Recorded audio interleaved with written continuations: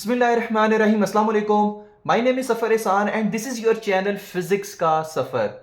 आज के इस लेक्चर में, आज की इस वीडियो में हम करेंगे क्लास 11 फिजिक्स, जो कि न्यू बुक आई है इसी ईयर में, उसके चैप्टर नंबर 9 के एक्सरसाइज के न्यूमेरिकल्स को। अच्छा, ये न्यूमेरिकल्स भी ना बहुत ज़्यादा इजी हैं। काफ़ी कमेंट्स भी इसके आए थे कि सर चैप्टर नंबर 9 के न्यूमेरिकल्स जो हैं वो हमें डिफिकल्ट लगते हैं, वो हमें सॉल्व करवाएं। तो कोशिश करेंगे कि proper step by step, proper calculation के जरिए से, प्रॉपर कॉन्सेप्ट के जरिए से हर एक न्यूमेरिकल आपको क्लियर किया जाए। ओके हो गया? तो देखते हैं इसका फर्स्ट न्यूमेरिकल हमसे क्या इरशाद फरमाता है। देखिए, फर्स्ट न्यूमेरिकल इसका क्या कहता है। Two unequal point charges repel each other with a force of 0.4 Newton.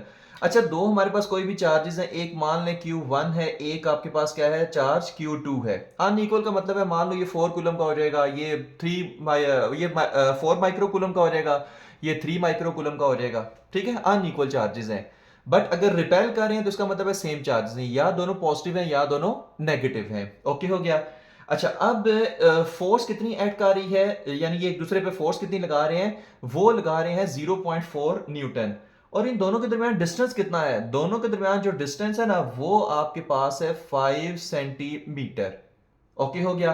तो 5 सेंटीमीटर दोनों चार्जेस के दरमियान डिस्टेंस है, दोनों चार्जेस अनइक्वल हैं। एक दूसरे पे ये जो रिपल्जन की फोर्स लगा रहे हैं वो आपके पास कितनी है, वो है 0.4 न्यूटन। ओके हो गया? तो ये तो उसने वैसे वैल्यूज रेफरेंस के लिए दी हैं ताकि हम दूसरी वैल्यूज कैलकुलेट कर सके। कौन सी दूसरी वैल्यू? कहते हैं find the force which each exerts on other when they are 2.5 centimetre apart और 15 सेंटीमीटर अपार्ट। कि अगर इन दोनों के दरमियान जो डिस्टेंस है, अगर वो 2.5 सेंटीमीटर कर दिया जाए तो फिर ये एक दूसरे पे कितनी फोर्स लगाएंगे, ये आपने फाइंड करना है। और अगर इन दोनों के दरमियान डिस्टेंस 15 सेंटीमीटर कर दिया जाए तब ये एक दूसरे पे कितनी फोर्स लगाएंगे, ये भी आपने फाइंड करना है। ओके हो गया?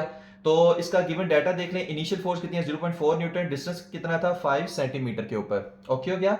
अब सेंटीमीटर है तो उसको मीटर में करते हैं। आपको पता है कि सेंटीमीटर को मीटर में करने के लिए डिवाइडेड बाय 100 करते हैं। तो 5 को डिवाइडेड बाय 100 करेंगे तो आएगा 0.05 मीटर, क्योंकि मीटर क्या है, ऐसा यूनिट है, तो हमें मीटर में करना पड़ेगा। अच्छा, फाइंड क्या करना है? फाइंड ये करना है कि जब इन दोनों चार्जेस के दरमियान डिस्टेंस 2.5 सेंटीमीटर है तो फिर F1 फोर्स कितनी लगेगी, ये दोनों एक दूसरे पे कितनी फोर्स एक्सर्ट करेंगे। तो 2.5 सेंटीमीटर है, इसको भी डिवाइडेड बाय 100 करेंगे तो आएगा 0.025 मीटर आ जाएगा, क्योंकि सेंटीमीटर हो तो मीटर में कन्वर्ट करना पड़ता है। इसी तरह पार्ट 20 का क्या है कि अगर डिस्टेंस R2 15 सेंटीमीटर हो, दोनों चार्जेस के दरमियान 15 सेंटीमीटर डिस्टेंस हो, तो फिर ये एक दूसरे पे F2 फोर्स कितनी लगाएंगे। ओके हो गया? तो 15 सेंटीमीटर है तो मीटर में करेंगे तो आ जाएगा 0.15 मीटर, यानी कि 15 को डिवाइडेड बाय 100 करके। ओके हो गया? नेक्स्ट इसका आता है कैलकुलेशन। ठीक है, कैलकुलेशन कैसे करें, तो प्रॉपर इसी तरह हेडिंग्स के साथ आपने इसको सॉल्व करना है। अब आते हैं कैलकुलेशन पे। देखिए, कूलम्स लॉ के अकॉर्डिंग हमें पता है कि जो फोर्स होती है, जो फोर्स होती है वो इनवर्सली प्रोपोर्शन होती है स्क्वायर ऑफ द डिस्टेंस के, मतलब आर स्क्वायर के। फोर्स किसके इनवर्सली प्रोपोर्शनल होती है, आर स्क्वायर। ठीक है? तो इसका मतलब है डिस्टेंस जितना इंक्रीज होगा फोर्स उतनी डिक्रीज होगी। ओके हो गया? अब ये एफ और ये आर की वैल्यू उसने दी हुई है, ये एफ और ये आर, ये सिंपल आर है। ओके, मैं यहां पे लिख भी देता हूं। तो इज इक्वल टू आर और इज इक्वल टू 5 सेंटीमीटर, ये सिंपल आर है। अच्छा, अब अगर हम ए पार्ट को सॉल्व करें, ए पार्ट को अगर हम सॉल्व करें तो वो चीज देखें, यहां पर मैं लिख देता हूं ए, तो इसको आप नाम दे लें इक्वेशन 1 का। ठीक है? अगर हम ए पार्ट को देखें तो ए पार्ट में हमारे पास क्या है, F1। जाहिर सी बात है वो भी क्या होगा, इनवर्सली पोर्शन होगा 1/R1 का स्क्वायर के। ओके हो गया? और इसको आप नाम दे लें इक्वेशन नंबर 2 का, इक्वेशन नंबर 2 का। अब हमने फाइंड करना है F1 को। R1 तो है, F1 नहीं है। R1 है लेकिन F1 हमारे पास नहीं है। तो आपने क्या करना है कि यहां पर आप लिखेंगे कि डिवाइड इक्वेशन 1 एंड 2। तो इक्वेशन 1 एंड 2 को आपने क्या कर देना है, डिवाइड कर देना है। तो जब डिवाइड करेंगे तो क्या होगा, यह आ जाएगा F over F1 is equal to 1/R² divided by 1/R1 का स्क्वायर। सही है।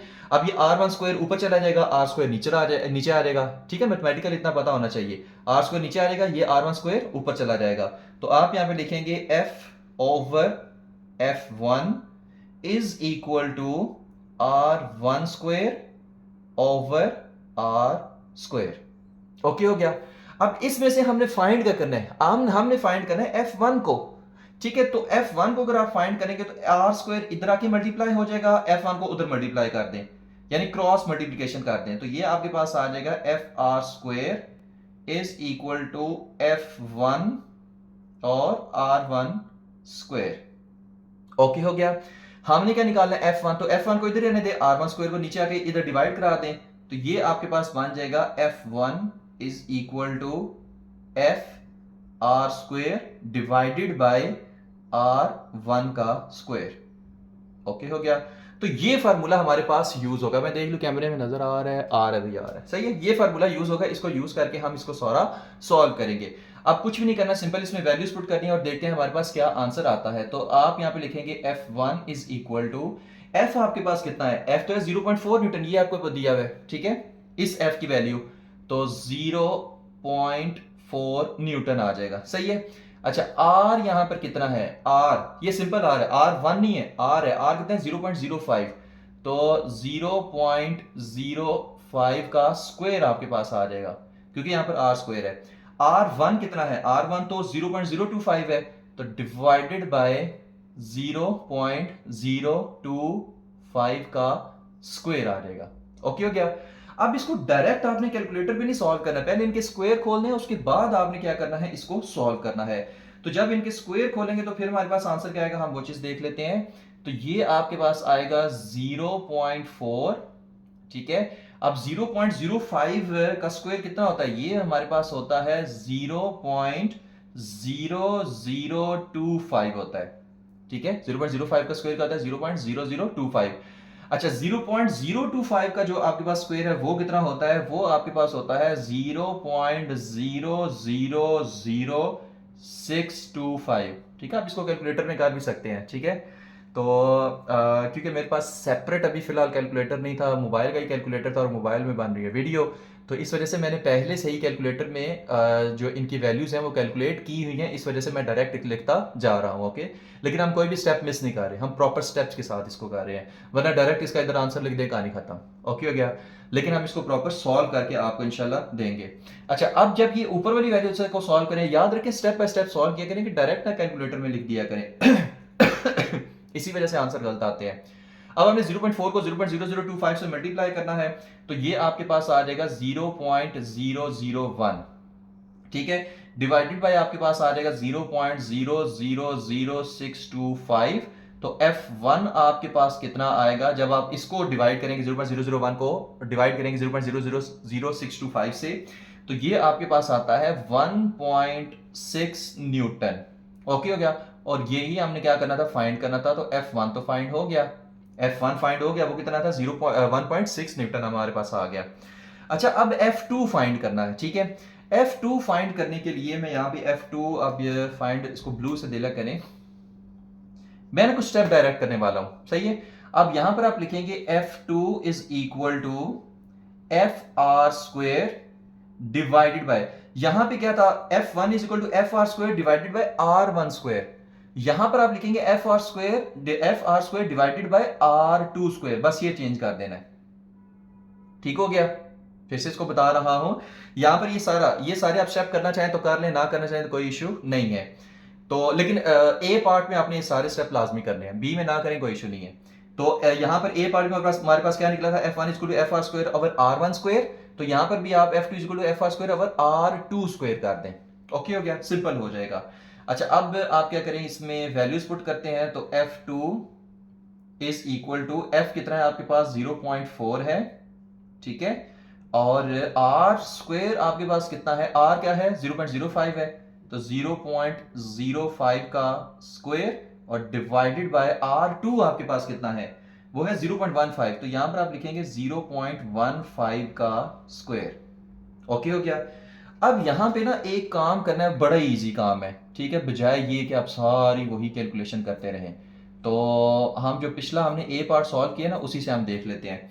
यहाँ पे देखें कि जब 0.4 को 0.05 के स्क्वायर से मल्टीप्लाई किया है तो ये वैल्यू आई, फिर ये वैल्यू आई। तो हम ना 0.4 को जब मल्टीप्लाई करते हैं 0.05 के स्क्वायर से तो हम डायरेक्ट 0.001 लिख रहे हैं।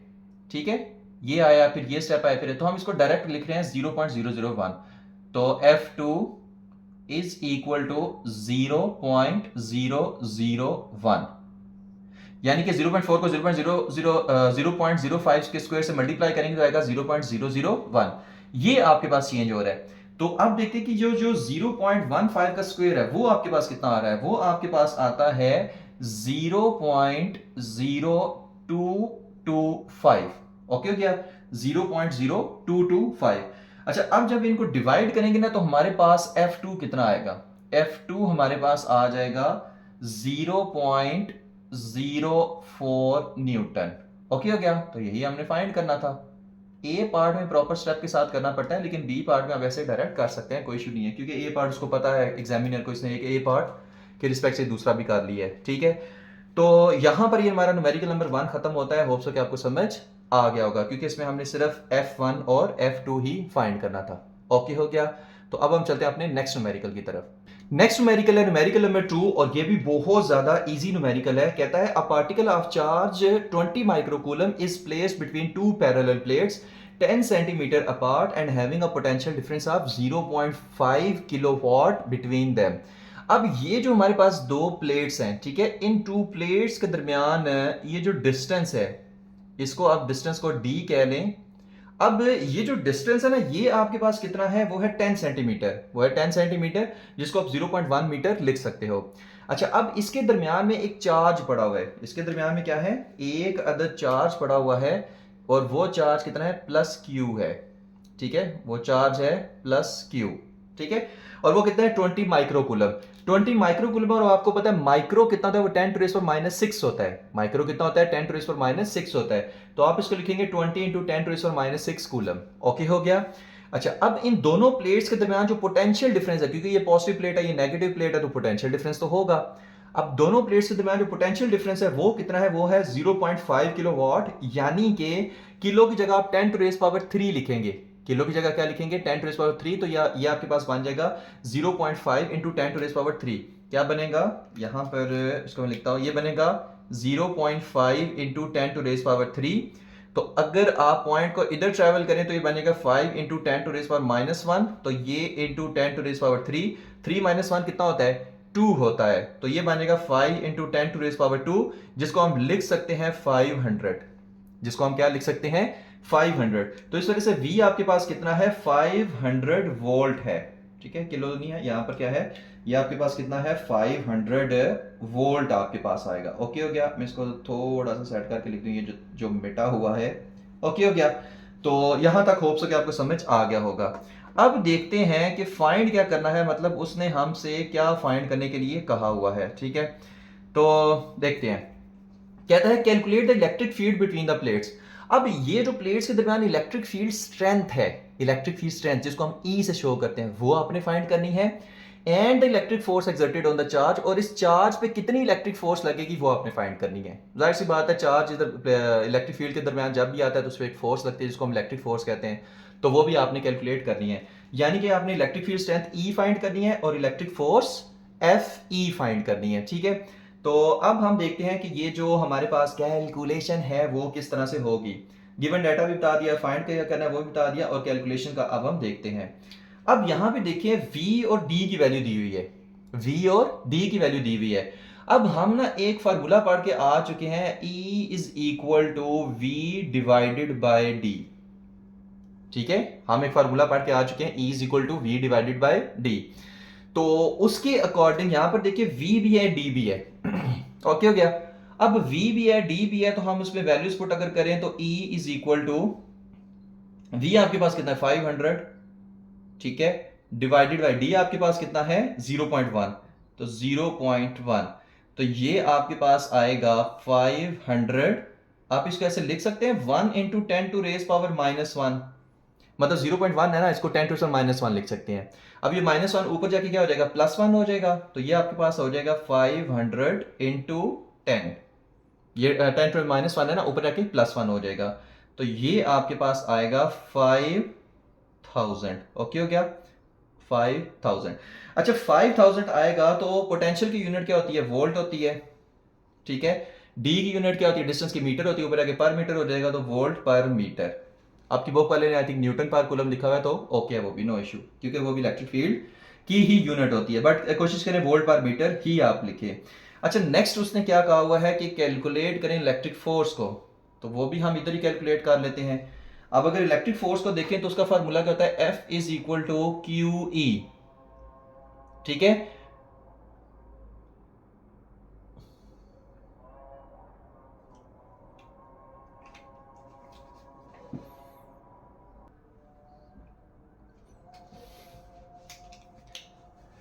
अब इलेक्ट्रिक फोर्स का फॉर्मूला क्या है, F is equal to Q E. अब ये आया कहां से है कि E आपके पास कितना होता है, इलेक्ट्रिक फील्ड स्ट्रेंथ का formula force per unit charge, आप पढ़ के आ चुके हैं। तो इसको हम लिख सकते हैं F is equal to Q E.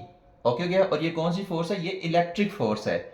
अब कुछ भी नहीं करना, सिंपल इसमें वैल्यूज पुट करनी है। तो F E is equal to Q आपके पास कितना दिया हुआ है, वो तो है 20 इंटू 10⁻⁶ कूलम, पहले से ही दिया हुआ है। तो आप इधर लिखेंगे 20 इंटू 10⁻⁻⁶। ओके हो गया। E कितना है, ई ये हमने कैलकुलेट किया हुआ है, तो यहां पर आप लिखेंगे 5000, ठीक है, कैलकुलेट किया हुआ है ना 5000, यहाँ पे E हमने कैलकुलेट किया हुआ है। अच्छा अब F E is equal to, यहां पर आप क्या करेंगे, इसको ना साइंटिफिक नोटेशन में लिख दें, तो 20 इंटू 10⁻⁻⁶, कैलकुलेटर की इसमें जरूरत नहीं है। और यहां पे आप लिखेंगे 5 इंटू 10⁻3, ठीक है। 5000 को आप 5 इंटू 10⁻3 लिख सकते हैं, याद रखना है, सही है। अच्छा अब 20 को 5 से मल्टीप्लाई करें तो ये होता है 100, 25 आर 100। तो आप इसको लिखेंगे F E is equal to ये आ जाएगा 100, 25 आर 100 इंटू 10⁻⁻⁶ इंटू 10⁻3 आ जाएगा। ओके हो गया। अच्छा अब आपने यहां पर क्या करना है कि सॉल्व कर लेना है, और क्या करना है, कुछ भी नहीं करना। तो 100 ऐसे ही रहने दें, ठीक है। 10⁻⁶ और 3 आपके पास कितना होता है, ये आपके पास हो जाएगा इंटू 10⁻⁻⁶ प्लस 3 आपके पास होता है -3। माइनस आपको पता है ना, बेसिस सेम हो तो पावर ऐड हो जाती है। तो -6 प्लस 3 कितना होता है, -3 होता है। तो ये आ जाएगा न्यूटन में, सही है।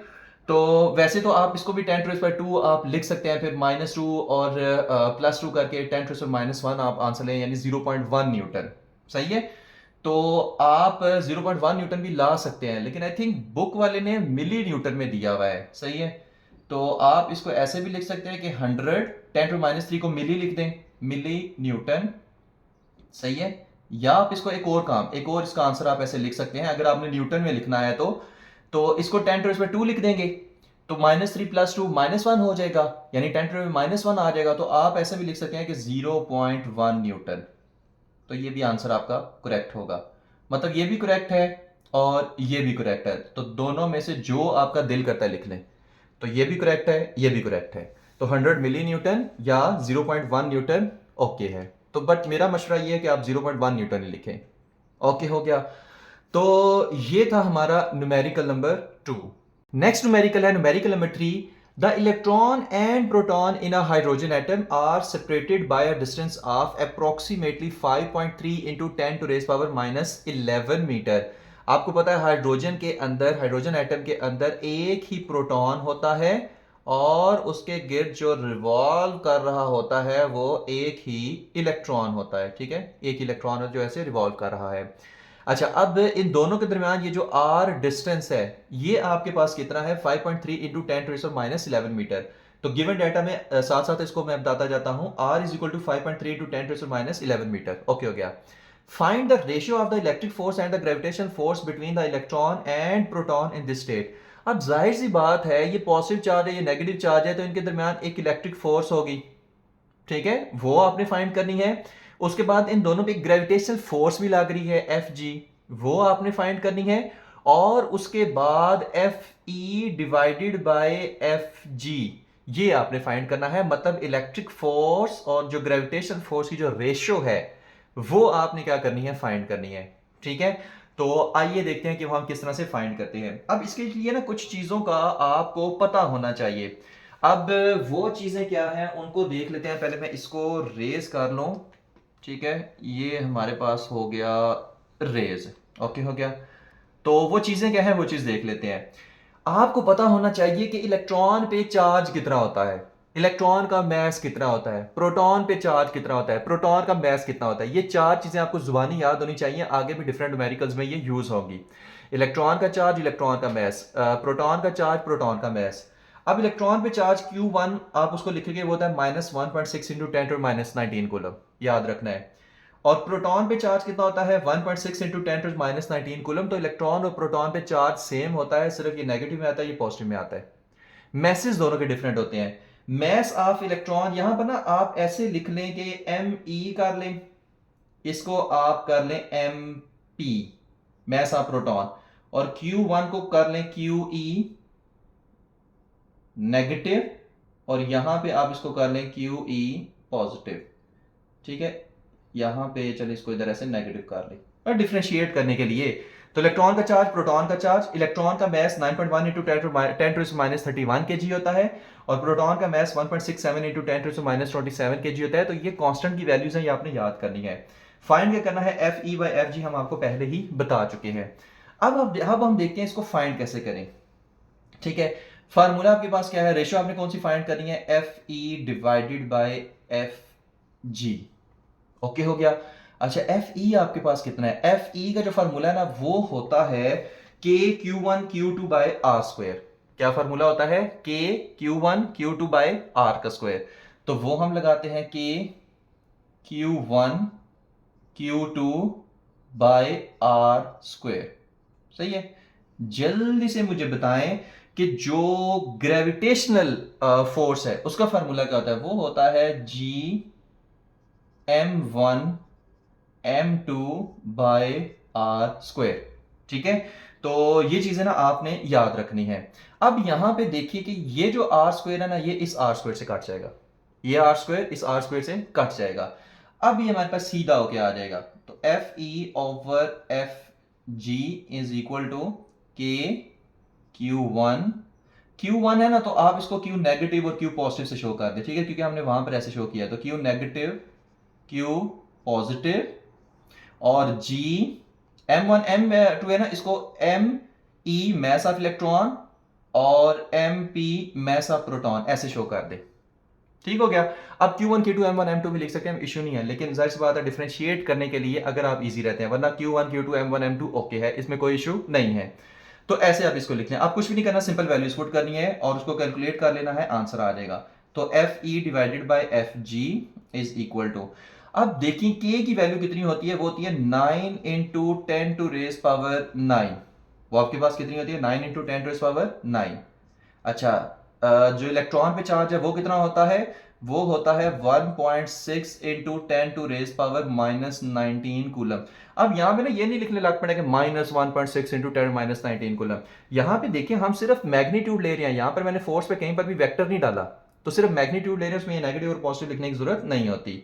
अच्छा, इसी तरह ये जो हमारे पास आएगा चार्ज और proton 1.6 into 10 to raise power -19 coulomb divided by G कितना होता है, वो होता है 6.67, ठीक है, into 10 to raise power -11, okay हो गया। ये भी याद करें, जी की वैल्यू भी आपको पता होनी चाहिए, के की भी पता होनी चाहिए। हाँ ये भी है, के की वैल्यू कितनी होती है 9 इंटू 10 टू 9, जी की वैल्यू कितनी होती है 6.67 इंटू 10 टू -11। कांस्टेंट की वैल्यूज है ना भाई, ये याद होनी चाहिए। क्या करें, मैस ऑफ इलेक्ट्रॉन कितना है 9.1 इंटू 10 टू रेज पावर -31, और मैस ऑफ प्रोटॉन कितना है 1.67 into 10 to raise power -27, okay हो गया। तो ये वैल्यूज आपके पास आ गई। अब यहां पे ना एक काम करना, बड़े मजे का काम है, ठीक है। यहां पर कई स्टूडेंट सोचते हैं सर ये तो बड़ी मुश्किल कैलकुलेशन है, हम फंस गए हैं, हम क्या करें। तो बड़ी ही इजी कैलकुलेशन है, देखते हैं कि ये किस तरह से इजी कैलकुलेशन है। अब यहां पर क्या आएगा, इज इक्वल टू का साइन सबसे पहले आपने डालना है। अच्छा, अब इसको कैलकुलेट, आसान तरीन तरीका आपको बताता हूं कैलकुलेट करने का। जितनी 10 की पावर्स है ना वो सेपरेट ले जाएं, और जो बाकी वैल्यूज हैं वो सेपरेट ले आए। कैलकुलेटर पे भी आपने इसी तरह सॉल्व करना है। 10 की पावर्स को कैलकुलेटर में मत लिखा करें, आंसर अक्सर गलत आती है। तो 10 की पावर्स को सेपरेट ले जाएं, बाकी सारी वैल्यूज को सेपरेट ले आएं। अब ये क्या है, ये आपको नजर आ रहा है 9, तो आप लिख लें 9। ये आपको नजर आ रहा है 1.6, तो मल्टीप्लाई बाय 1.6। ये आपको भी नजर आ रहा है 1.6, तो multiply by 1.6 into 10 to raise power, यहां पर क्या है 9 है, तो आप इधर लिख लें 9। यहां पर क्या -19 है, तो आप इधर लिख लें -19। यहां पर क्या है -19 है, तो इधर आप लिख लें -19 डिवाइडेड बाय, मैंने क्या किया 10 की पावर्स को सेपरेट ले आऊं, ये 10 टू 9 थी, -19 थी, -19 थी, तो बेसिस सेम हो तो पावर्स क्या हो जाती हैं, ऐड हो जाती हैं। तो इस वजह से 9 -19 -19। अच्छा, इधर आपके पास क्या आ जाएगा 6.67 है, 6.67। यहां पर क्या है मल्टीप्लाई बाय 9.1, मल्टीप्लाई बाय यहां पर क्या है 1.67, तो 1.67। ओके हो गया। अब यहां पे देखिए 10 टू -11 है ना, ऊपर जाके क्या हो जाएगा +11, तो यहां पर आप लिखते हैं +11। अच्छा, यहां पर क्या है 10 टू -31 है, ऊपर जाके +31 हो जाएगा, तो यहां पर आप लिखते हैं +31। ये -27 है, ऊपर जाके +27 हो जाएगा, तो ये आपके पास आ जाएगा +27।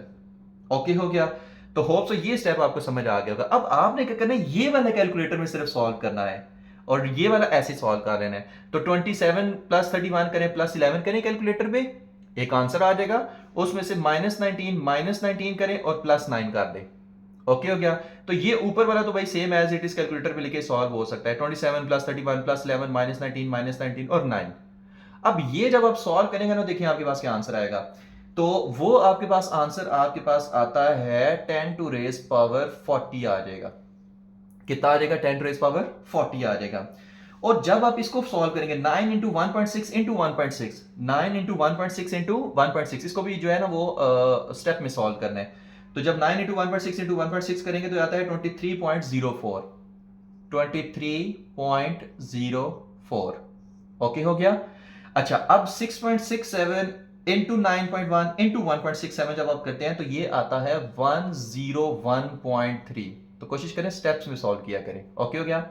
अच्छा, अब जब आप इसको सॉल्व करेंगे तो ये आपके पास आएगा 0.227 और इंटू 10 टू रेज पावर 40 उसी तरह। ओके हो गया। अच्छा, अब अगर इस पॉइंट को आप एक इधर ट्रेवल कर दें तो ये बन जाएगा 2.27 into 10 to raise power -1 into 10 to raise power 40। ठीक है, क्योंकि पॉइंट को हमने किधर ट्रैवल किया तो 10 टू -1 एक और आ गया।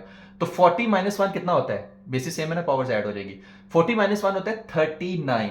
तो ये आपके पास आ जाएगा FE/FG is equal to 2.27 into 10 to raise power 39। Okay हो गया। तो ये आपका ना क्वेश्चन हो गया सॉल्व। सही है। अब इसकी कोई यूनिट नहीं होती क्योंकि रेशियो की कोई यूनिट नहीं होती। इसकी भी यूनिट न्यूटन है, इसकी भी यूनिट न्यूटन है, तो न्यूटन से काट जाएगा। तो इस वजह से इसकी फिर जो आंसर है इसके साथ कोई यूनिट नहीं आएगी क्योंकि रेशियो की कोई यूनिट नहीं होती। तो होप्स हो कि ये सारा भी आपको समझ आ गया होगा। तो ये था हमारा न्यूमेरिकल नंबर 3। नेक्स्ट न्यूमेरिकल है numerical number 4। After pleasant showering, a water droplet of mass 1.2 into 10 to the -11 kg। एक वाटर ड्रॉपलेट है, उसका मैस कितना है 1.2 into 10 to the -11 kg। ठीक है, गिवन डाटा में हम साथ साथ पढ़ते जाते हैं।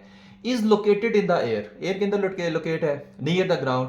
N atmospheric electric field of magnitude 6 into 10 to the 3 newton per coulomb points vertically downward in the vicinity of the water droplet. कि एक आपके पास क्या है, ये है जी वाटर ड्रॉपलेट। ठीक है, जो आपके पास जिसका मैस है 1.2 इंटू 10 टू द -11 kg। सही है। और ये एक इलेक्ट्रिक फील्ड के अंदर सस्पेंड हुआ है। इलेक्ट्रिक फील्ड की डायरेक्शन किधर है, डाउनवर्ड है। ठीक है, एटमॉस्फेरिक इलेक्ट्रिक फील्ड मतलब जाहिर सी बात है एटमॉस्फेयर के अंदर भी पार्टिकल्स वगैरह होते हैं, चार्जेस पॉजिटिव नेगेटिव होते हैं, तो उसकी वजह से इलेक्ट्रिक फील्ड है वो किधर कहता है कि वो डाउनवर्ड है। विसिनिटी का मतलब होता है इलाका, कि वाटर ड्रॉपलेट के इर्द गिर्द इलाके में एक इलेक्ट्रिक फील्ड है वो किधर है, डाउनवर्ड है। और उसके अंदर क्या है, ये वाटर ड्रॉपलेट है। ठीक है, और उस इलेक्ट्रिक फील्ड की वैल्यू कितनी है 6 into 10 to the 3 newton per coulomb. Okay हो गया। नेक्स्ट कहता है the droplet remain suspended at rest in the air. ये सस्पेंड के रेस्ट के ऊपर है। ठीक है, उसी एयर के अंदर। Find the electric charge on the droplet. इस वाटर ड्रॉपलेट के ऊपर क्यू चार्ज कितना है वो आपने बताना है। ओके हो गया। लेकिन उससे पहले आप देखें कि इसके ऊपर फोर्सेस कौन कौन सी लग रही हैं। अगर ये सस्पेंड हुआ हुआ है, एक तो इस पे फोर्स लग रही है डाउनवर्ड फोर्स, वेट की फोर्स, ठीक है, एफ जी उसको आप कह लें, यानी ग्रेविटेशनल फोर्स, वो तो डाउनवर्ड ही लग रही है, सही है। लेकिन एक चीज याद रखें कि अगर तो ये पॉजिटिव है, अगर ये क्या है, पॉजिटिव है, तो पॉजिटिव है, आपको पता है कि पॉजिटिव चार्ज के ऊपर जो इलेक्ट्रिक फील्ड की फोर्स लगती है, यानी इलेक्ट्रिक फोर्स लगती है, वो इलेक्ट्रिक फील्ड की डायरेक्शन में लगती है। यानी कि ग्रेविटेशन फोर्स भी डाउनवर्ड और इलेक्ट्रिक फोर्स भी इस पे डाउनवर्ड लगेगी अगर ये पॉजिटिवली चार्ज है तो इसका मतलब है अगर दोनों फोर्सेस डाउनवर्ड लग जाए तो ये सस्पेंड हो ही नहीं सकता, ये सस्पेंड नहीं हो सकता। इसका मतलब है कि ये जो वाटर ड्रॉपलेट है उसके ऊपर चार्ज क्या है, नेगेटिव है, और नेगेटिव चार्ज पे हमेशा जो इलेक्ट्रिक फोर्स है वो इलेक्ट्रिक फील्ड के अपोजिट लगती है। पॉजिटिव चार्ज पे इलेक्ट्रिक फोर्स जो है वो इलेक्ट्रिक फील्ड की डायरेक्शन में लगती है, नेगेटिव चार्ज पे इलेक्ट्रिक फोर्स जो है वो इलेक्ट्रिक फील्ड के अपोजिट लगती है। तो अगर ये नेगेटिवली चार्ज ड्रॉपलेट है तो इस पे इलेक्ट्रिक फोर्स अब इधर लगेगी अपवर्ड, और उसको आप कह लें एफ ई। ओके हो गया। अच्छा, अब एफ ई जितनी लग रही है उतनी ही एफ जी लग रही है। अगर ये दोनों फोर्सेस इक्वल लग रही हैं तो अब हमारे पास वाटर ड्रॉपलेट क्या हो जाएगा, सस्पेंड हो जाएगा। ओके हो गया। अच्छा, अब यही कंडीशन हम पुट करते हैं कि सस्पेंड होने की भाई कंडीशन क्या है, सही है, रेस्ट पाने की कंडीशन क्या है कि अगर इलेक्ट्रिक फोर्स इस पे जितनी लग रही है उतनी ही इस पे लग रही है ग्रेविटेशनल फोर्स। ओके हो गया। अब इलेक्ट्रिक फोर्स का फार्मूला आपको पता होना चाहिए, वो क्या होता है, वो होता है क्यू ई, और ग्रेविटेशन को यानी वेट की फोर्स जो है, ग्रेविटेशन वो मतलब वेट की फोर्स उस पर, ठीक है, W, W is equal to M G. तो आपके पास वो आएगा M G, F is equal to M में ही होता है ना, तो एम और एक्सेलरेशन ड्यू टू ग्रेविटी एक ही जगह जी आ जाएगा। अच्छा, निकालना हमने क्या है, क्यू निकालना है, तो क्यू इज इक्वल टू आएगा M G divided by E. Okay हो गया। तो अब यहां पर हमने मैथ की भी है, जी की भी वैल्यू है, ई की भी है, सिर्फ पुट करके कैलकुलेट कर लेना आंसर, और कुछ भी नहीं करना, ठीक है। अब वो देखें किस तरह से आता है, तो ये आपके पास आएगा G Q is equal to M, आपके पास कितना है ये दिया हुआ है, तो 1.2 इंटू 10 टू रेज पावर -11, ठीक है, ये आपके पास क्या है, -11, इसको मैं साफ सा करके लिख दूं, तो -11 डिवाइडेड बाय, ना ना ना ना ना ना डिवाइडेड बाय, यहाँ पे मल्टीप्लाई बाय, जी की वैल्यू कितनी होती है 9.8, वानी भाई पता होनी चाहिए, ये छोटी मोटी वैल्यूज हैं ये पता होनी चाहिए। अच्छा, ई की वैल्यू कितनी है, 6 इंटू 10 टू रेज पावर आ जाएगा 3। ओके हो गया। अच्छा, अब फिर से वही कहानी कि आपने जो 10 की पावर्स है ना उसको सेपरेट सॉल्व करना है, उसको सेपरेट ले जाना, कैलकुलेटर में नहीं लिखना। तो ये 1.2 आप ऐसे लिख लें, क्यू इज इक्वल टू, यहां पर आप लिख लें 1.2 मल्टीप्लाई बाय ये 9.8 डिवाइडेड बाय 6 आ जाएगा, और इनटू ये 10 टू रेज पावर क्या है, -11 है, ठीक है। अब यहां पर क्या है, 10 टू रेज पावर +3, जब ये ऊपर जाएगा तो ये -3 हो जाएगा, ठीक है, तो -11 -3 यहां पर आ जाएगा। ओके, तो 10 की पावर्स को हम सेपरेट सॉल्व करें, इज इक्वल टू, अब आपने क्या करना है, इसको कैलकुलेटर में सॉल्व करना है, 1.2 को मल्टीप्लाई करें 9.8 से, जो आंसर आए इसको डिवाइड कर दें 6 से, तो आपके पास जो आंसर आता है वो आता है 1.96 इनटू 10 टू रेज पावर -11 -3 कितना होता है, ये -14 होता है, तो आप यहां पर लिखेंगे 10 टू रेज पावर -14। ओके हो गया। लेकिन यहां पर ना एक और चीज, साथ में चलो इसकी यूनिट भी लिख दें, यहां पर एक और चीज कि ये जो आंसर है ना ये नेगेटिव में आएगा, ठीक है, नेगेटिव में आपने इसलिए आएगा, नीचे आपने एक लाइन भी लिख लेनी है, नेगेटिव साइन शोज दैट, मैं आपको बोल रहा हूं बस आपने लिख लेनी है, negative sign shows that electric field and electric force are in opposite direction. यहां पर देखें जो इलेक्ट्रिक फील्ड की डायरेक्शन है वो किधर है, डाउनवर्ड, इलेक्ट्रिक फील्ड की डायरेक्शन किधर है, डाउनवर्ड है, और इलेक्ट्रिक फोर्स की डायरेक्शन किधर है, अपवर्ड है, एफ ई। तो ये दोनों क्या है, अपोजिट डायरेक्शन में है, तो इस वजह से जो यहां पर साइन है वो क्या आएगा, नेगेटिव आएगा। ओके हो गया। तो जो लाइन मैंने बोली है वो लाजमी इसके नीचे लिख लें, मैं लिख नहीं रहा लेकिन आपने लिखनी है। ओके हो गया। तो ये उसका क्यू चार्ज था जो उसके ऊपर था, नेगेटिव में आएगा। तो ये था हमारा न्यूमेरिकल नंबर 4। नेक्स्ट न्यूमेरिकल है numerical number 5। An electron enters the region of uniform electric field with V I यानी initial velocity 2.99 into 10 to raise power 6 metre per second and electric field 300 newton per coulomb. अच्छा, कहता है कि जो एक अदद electron है, ठीक है, मान लें कि ये हमारे पास क्या है, एक अदद इलेक्ट्रॉन है और वो किधर एंटर हो रहा है, इलेक्ट्रिक फील्ड के अंदर। ओके हो गया। और इलेक्ट्रिक फील्ड की वैल्यू कितनी है, वो है 300 newton per coulomb. The horizontal length of the plate is 10 centimetre. जो horizontal length of the plate है, ये वाली, ये जो लेंथ है, इसको मैं मान लें कैपिटल एल से शो कर दूं, ये डी से शो कर दें या एल से शो कर दें, चलिए डी से शो कर देते हैं, ठीक हो गया। तो ये जो आपके पास लेंथ है वो कितनी है, 10 सेंटीमीटर है। Find the acceleration of the electron while it is in the electric field, how long will it take to pass through the field. अच्छा, जब यहां पर इलेक्ट्रॉन इस फील्ड के अंदर एंटर होगा तो जाहिर सी बात है उस पर क्या लगेगी, एक इलेक्ट्रिक फोर्स लगेगी। और आपको पता है कि इलेक्ट्रॉन पे जो इलेक्ट्रिक फोर्स है वो इलेक्ट्रिक फील्ड के अपोजिट डायरेक्शन में लगती है। मतलब अगर इलेक्ट्रिक फील्ड डाउनवर्ड है तो उस पर फोर्स अपवर्ड लगेगी, ठीक है, पॉजिटिव चार्ज की तरफ लगेगी ना। तो अब जब वो ऐसे इस इलेक्ट्रिक फील्ड के अंदर एंटर होगा तो थोड़ा सा ऐसे ना कर्व्ड पाथ सा बना के ऐसे निकलेगा यहां से। क्यों? क्योंकि उस पर अपवर्ड फोर्स भी लग रही है, तो थोड़ा थोड़ा ऊपर ड्रिफ्ट करता हुआ ऐसे निकलेगा आगे। सही है। तो जाहिर सी बात है जब उस पर फोर्स लग रही है तो एक्सलरेट भी करेगा। सही है, उसकी स्पीड इंक्रीज भी होगी, एक्सलरेट भी करेगा। और उसने वही पूछा है कि एक्सलरेट अगर करेगा तो उसका एक्सलरेशन कितना होगा। यानी कि आपने तो एक्सलरेशन का बताना है उसका, और उसके बाद है कि इस इलेक्ट्रॉन को इस फील्ड के अंदर से निकलने में कितना टाइम लगेगा वो भी आपने बताना है। अब इसमें बड़े मोस्ट इंपॉर्टेंट कॉन्सेप्ट हैं, और horizontal direction, vertical direction, horizontal velocity, vertical velocity के, वो आगे जाके आपको इंशाल्लाह बताएंगे जब हम इसको सॉल्व करेंगे। तो ओके हो गया। तो इनिशियल वेलोसिटी कितनी है, 2.99 into 10 to raise power 6 metre per second. Electric field की value 300 newton per coulomb. D कितना है, 10 सेंटीमीटर है। जब मीटर में करेंगे तो डिवाइडेड बाय 100 करेंगे, ठीक है, सेंटीमीटर से मीटर में जाने के लिए, तो 0.1 मीटर। क्यू कितना है, 1.6 into 10 to minus 19 coulomb. Charge आपको जुबानी पता होना चाहिए। मैस ऑफ इलेक्ट्रॉन जुबानी पता होना चाहिए, 9.1 into 10 to raise power minus 31 kg। ए आपने फाइंड करना है, टी आपने फाइंड करना है और नेक्स्ट हेडिंग आप देंगे कैलकुलेशन की। अब देखते हैं कि हम इसको जो है वो सॉल्व किस तरह से करते हैं। सॉल्व हम इसको इस तरह से करते हैं, पहले तो याद रखें कि F इज इक्वल टू क्या होगा, QE। क्यू के इसके ऊपर क्या लग रही है, इलेक्ट्रिक फोर्स लग रही है। लेकिन इस फार्मूले में ना एक्सेलरेशन नहीं है। लेकिन आपको पता है F is equal to ma भी होता है, ठीक है, newton second law of motion के अकॉर्डिंग। तो F की जगह आप क्या पुट कर दे, ma, क्योंकि हमें एक्सेलरेशन इस इक्वेशन में चाहिए। तो यहां भी आ जाएगा QE, ठीक है। अब एक्सेलरेशन अगर आपने निकालना है तो आप लिखेंगे A इज इक्वल टू, ठीक है, इसको मैं प्यार सा करके लिख दूं, तो A is equal to QE divided by M आ जाएगा। ओके हो गया।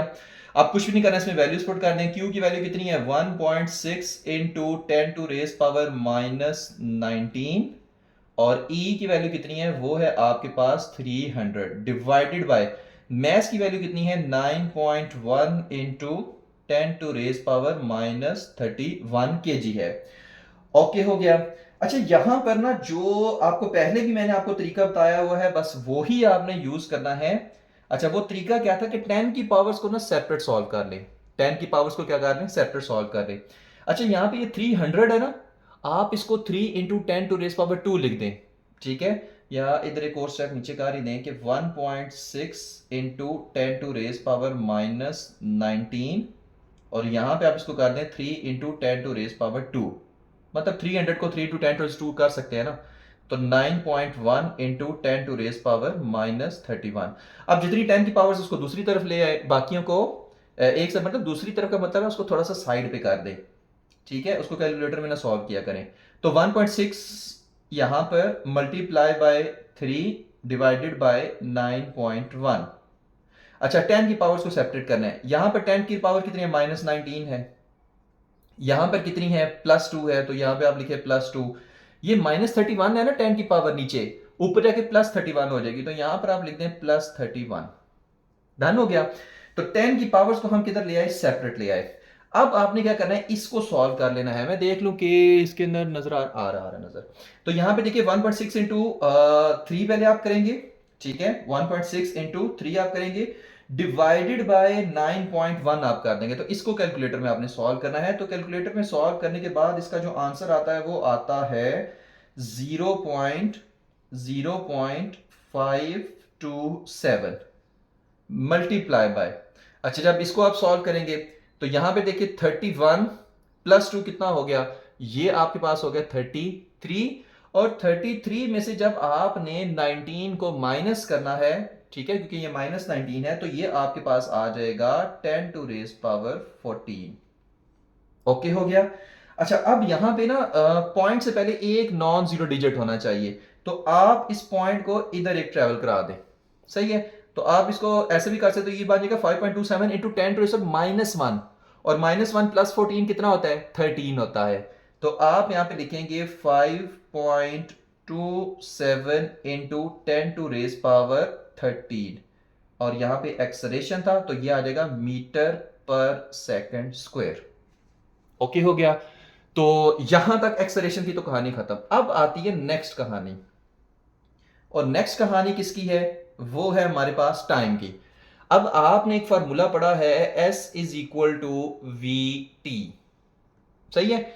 अब टाइम यहां से हम निकाल सकते हैं, T is equal to S over V। अब यहां पे S की जगह हमने क्या लिया, डिस्टेंस को हमने D से शो किया हुआ है, तो आप यहां पे लिख दें T is equal to D over V। अब यहां पे जो है ना वो एक कॉन्सेप्ट वाली कहानी है। ये जो हमारे पास डिस्टेंस है ना, ये हॉरिजेंटल डिस्टेंस है, और ये जो हमारे पास वेलोसिटी है ये हॉरिजेंटल वेलोसिटी है। यहां पर देखिए कि ये जो इलेक्ट्रॉन है ये ऊपर की तरफ भी जा रहा है, आगे की तरफ भी जा रहा है। तो हम इसकी वर्टिकल मोशन को नहीं देख रहे, हम इसकी हॉरिजेंटल मोशन को देख रहे हैं। तो हॉरिजेंटल मोशन को देखते हुए इस वजह से हम ये हॉरिजेंटल डिस्टेंस डी ले रहे हैं, हम वर्टिकल को नहीं देख रहे। वर्टिकल ऐसे जो ऊपर की तरफ जा रहा है ना, हम उसको नहीं देख रहे, मतलब ये ऐसे ही जा रहा है ना। तो एक हॉरिजेंटल डायरेक्शन में भी ये डिस्टेंस कवर कर रहा है, वर्टिकल डायरेक्शन में भी कर रहा है कि आगे भी जा रहा है, ऊपर की तरफ भी जा रहा है। तो हम ना सिर्फ इसको देख रहे हैं, इस वजह से यहां पे हम डी की वैल्यू यहां पर लेंगे। अच्छा, अब इसके पास वेलोसिटीज भी दो हैं, एक इसके पास वेलोसिटी है हॉरिजेंटल, एक इसके पास वेलोसिटी है वर्टिकल। अब जो हॉरिजेंटल वेलोसिटी है ना इसकी, वो कांस्टेंट है, और वो कितनी है, 2.99 into 10⁻6 metre per second. Vertical जो वेलोसिटी है ना वो कांस्टेंट नहीं है, उस वर्टिकल वेलोसिटी की वजह से इसमें एक्सेलरेशन आ रहा है जो हमने कैलकुलेट किया है। लेकिन यहां पर जो इसको टाइम लगा है यहां से इधर से फील्ड से बाहर निकलने में, उसमें हम इसका हॉरिजेंटल डिस्टेंस उसने कवर किया है। और जो इसकी हॉरिजेंटल वेलोसिटी है जो कांस्टेंट है, वो चेंज नहीं हो रही, वर्टिकल वेलोसिटी चेंज हो रही है। तो हॉरिजेंटल वेलोसिटी है वो हमने यहां पर ली है, horizontal distance divided by horizontal velocity. तो इस वजह से हम हॉरिजेंटल डिस्टेंस यहां पर जितना इसकी प्लेट की लेंथ है उतना ही जाहिर सी बात है इसने हॉरिजेंटल डिस्टेंस कवर किया है इधर से बाहर निकलने के लिए। और वो लेंथ कितनी है, 0.1। तो यहां पर आप लिखोगे 0.1 डिवाइडेड बाय, अच्छा अब वेलोसिटी कितनी है, 2.99 into 10 to raise power 6, 2.99 into 10 to raise power 6 metre per second. Okay हो गया। तो यहां तक तो हमें कहानी भाई समझ आ गई है। अब एक और काम यहां पर करते हैं, क्या मैं 0.1 को 10 टू रेज पावर -1 लिख सकता हूं, मतलब 1 इंटू 10 टू रेज -1 लिख सकता हूं, एक ही बात होती है। तो डिवाइडेड बाय ये आ जाएगा 2.99 इंटू 10 टू रेज पावर 6। अच्छा, अब यहां पर देखिए ये जो 10 टू 6 प्लस 6 है ऊपर जाके क्या हो जाएगा, -6 हो जाएगा। तो ये बन जाएगा 1/2.99 इंटू 10 टू रेज पावर -1, 6 ऊपर जाके -6 हो जाएगा, तो -6। ओके हो गया। अब 1 डिवाइडेड बाय 2.9 को आपने सॉल्व कर लेना है कैलकुलेटर पे। तो 1 डिवाइडेड बाय 2.99 करें तो ये आपके पास आएगा 0.334, 0.334 इंटू 10 टू रेज पावर -7 आ जाएगा, क्योंकि -6 -1 क्या होता है, -7 होता है। अब अगर हम पॉइंट को इधर ट्रेवल कराएं तो ये बनेगा 3.34 इंटू 10 टू रेज पावर -1, और -1 और -7 कितने होते हैं, -8। तो ये आपके पास आएगा T is equal to 3.34 into 10 to raise power -8 second. Done हो गया। तो इतना टाइम उसको लगेगा इस फील्ड में से बाहर जाने के लिए, और ये क्या है, हमारे पास एक्सेलरेशन है। ठीक हो गया। और यही दो चीजें हमने क्या करनी थी, फाइंड करनी थी। नेक्स्ट न्यूमेरिकल है न्यूमेरिकल नंबर 6, और ये जो है इसका कॉन्सेप्ट थोड़ा सा ट्रिकी है, बाकी सॉल्व करने में तो भाई हलवा है। तो अक्सर जो है वो स्टूडेंट यहाँ पर कंफ्यूजन का शिकार अक्सर होते हैं, लेकिन वो स्टूडेंट कंफ्यूजन का शिकार होते हैं कि जिन्होंने इलेक्ट्रिक फ्लक्स वाला जो टॉपिक है वो कॉन्सेप्ट से पढ़ा हुआ है। तो देखते हैं बहरहाल किस तरह से कहते हैं a disc of 10 centimetre square area is placed in a vertical electric field 5 into 10⁻⁵ newton per coulomb. ठीक है, एक आपके पास डिस्क है जो आपने इलेक्ट्रिक फील्ड के अंदर रखी हुई है, और इस डिस्क का ये जो क्रॉस सेक्शनल एरिया है ये कितना है, ये है 10 सेंटीमीटर स्क्वायर, और जो इस पे इलेक्ट्रिक फील्ड अप्लाई की गई है उसकी स्ट्रेंथ कितनी है, 5 into 10⁵ न्यूटन पर कूलम। अच्छा, अब क्या कहता है, if the plane of disc makes an angle of 30 degree with the horizontal, determine the electric flux through the disc. अच्छा, ये आपके पास क्या है, प्लेन है। ठीक है, जैसे ये बोर्ड है ना, तो ये इसका प्लेन है, ये क्या है, इसका प्लेन है। अगर ये डिस्क की शेप में होता तो ये इसका प्लेन है। अब जो प्लेन है हॉरिजॉन्टल के साथ एंगल बना रहा है, हॉरिजॉन्टल के साथ एंगल बना रहा है ये वाला, वो कितना है, 30 डिग्री है। ओके हो गया तो आपने फाइंड करना है कि इसमें से जो इलेक्ट्रिक फ्लक्स पास कर रहा है वो कितना है। ओके हो गया, बताएंगे ये वाली डायग्राम भी क्यों बनाई हुई है बहरहाल अच्छा, अब एरिया कितना है, 10 सेंटीमीटर स्क्वायर। अच्छा, अब सेंटीमीटर से मीटर में जाना हो तो हम कहते हैं डिवाइडेड बाय 100 करो। तो सेंटीमीटर स्क्वायर से मीटर स्क्वायर में जाना हो तो डिवाइडेड बाय 100 का स्क्वायर करते हैं। फिर से मैं बता रहा हूं, अगर ये सेंटीमीटर होता तो डिवाइडेड बाय 100 कर देते हैं मीटर में करने के लिए, लेकिन ये सेंटीमीटर स्क्वायर है तो हमें इसको मीटर स्क्वायर में करना पड़ेगा, तो डिवाइडेड बाय 100 का स्क्वायर करेंगे। 100 का स्क्वायर होता है 10,000, और 10,000 को हम 10⁻⁴ लिख सकते हैं, जो ऊपर आके -4 हो जाएगा। सही है, तो 10 सेंटीमीटर स्क्वायर को मैंने 10 into 10⁻⁴ मीटर स्क्वायर लिख दिया। फिर से बता रहा हूं कि हमने इसको 10,000 से डिवाइड किया, यानी 100 के स्क्वायर से डिवाइड किया है, तो 10,000 ऊपर आके जो जाहिर सी बात है 10⁻⁴ बन जाएगा, ऊपर आके -4 बन जाएगा। डन हो गया। Electric field 5 into 10⁻⁵ newton per coulomb है, थीटा कितना है, 30 डिग्री, और फ्लक्स हमने फाइंड करना है। सही है। अच्छा, अब इसके लिए जो फार्मूला यूज होता है ना, बाद में इस कॉन्सेप्ट की बात करते हैं। फार्मूला यूज होता है इसके लिए, आप सब ने पढ़ा हुआ है मशहूर जमाना, phi is equal to E A cos theta. Okay हो गया, लेकिन यहां पर समझने वाली बात यह है कि थीटा जो है वो एंगल है इलेक्ट्रिक फील्ड और एरिया वेक्टर के दरमियान में, इलेक्ट्रिक फील्ड और एरिया वेक्टर के दरमियान में। अब एरिया वेक्टर क्या होता है कि ऐसा वेक्टर जो आपके पास सरफेस के परपेंडिकुलर हो, यानी इस डिस्क का जो एरिया वेक्टर है ना, वो आपके पास बिल्कुल स्ट्रेट इस डायरेक्शन में होगा, इसको हम कहते हैं एरिया वेक्टर। ओके हो गया, और जो एंगल होता है ना वो इलेक्ट्रिक फील्ड और एरिया वेक्टर के दरमियान में होता है। अब अगर इस केस में देखें तो इलेक्ट्रिक फील्ड और एरिया वेक्टर के दरमियान जो एंगल है वो आपके पास 0 डिग्री है, क्योंकि डिस्क ऐसे बिल्कुल ऐसे पड़ी हुई है ना, ऐसे पड़ी हुई है, तो इसका एरिया वेक्टर किधर होगा, आपकी तरफ, ऐसे ऊपर की तरफ। ठीक है, तो इलेक्ट्रिक फील्ड भी किधर है, ऊपर की तरफ है, तो दोनों एक ही डायरेक्शन में, एंगल इलेक्ट्रिक फील्ड और एरिया वेक्टर में कितना होगा, 0 डिग्री होगा। लेकिन अगर यहां पर आप देखें, यहां पर जो ऐसे सरफेस एरिया है ना वैसे टिल्टेड है, डिस्क का जो एरिया है वैसे टिल्टेड है। अगर आप यहां पर इसका एरिया वेक्टर बनाएं तो कुछ ऐसे बनेगा, ऐसे टिल्टेड सा। अब ये जो एंगल है ना वर्टिकल के साथ, ये भी कितना है, 30 डिग्री है। सही है।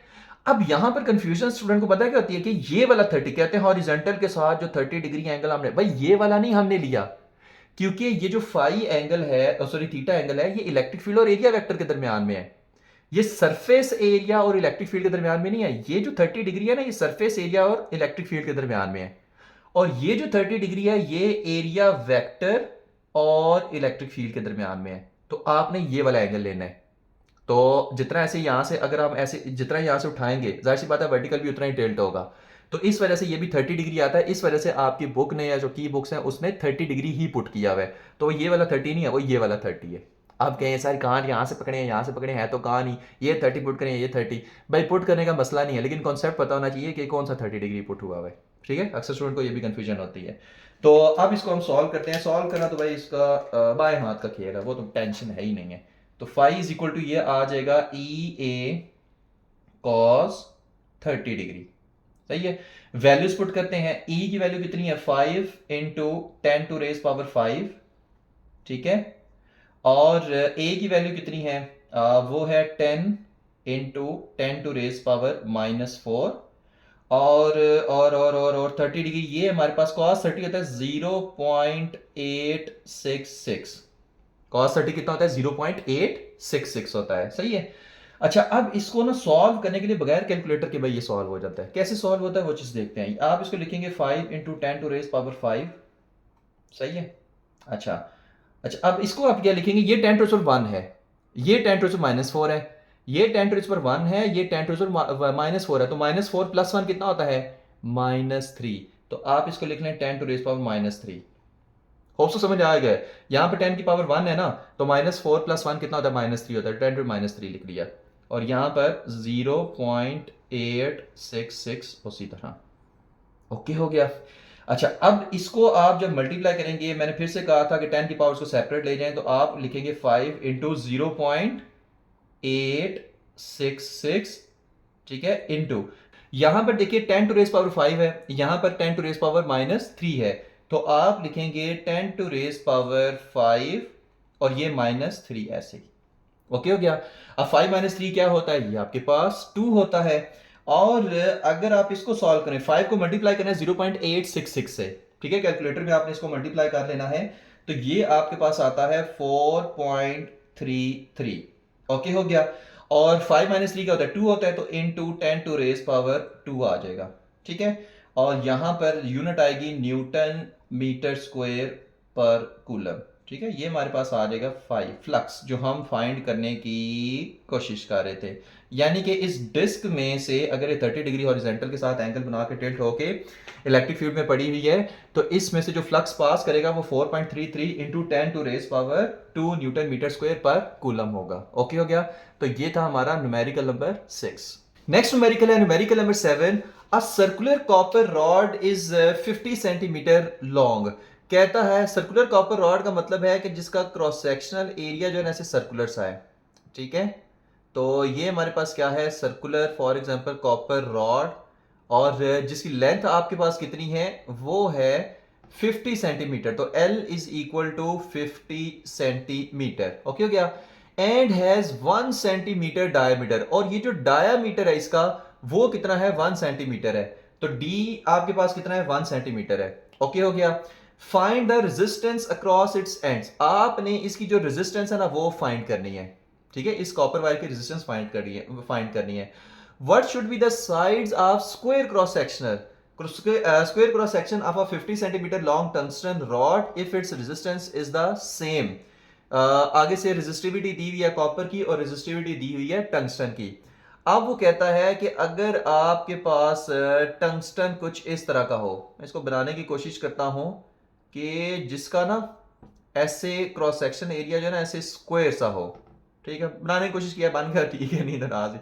तो इसकी ये जो एक साइड है, ये जो साइड है, अगर इसकी ये साइड ए है, ये भी साइड ए है, तो इसका जो हमारे पास एरिया होगा, ठीक है, साइड से, वो आपके पास कितना होगा A² होगा।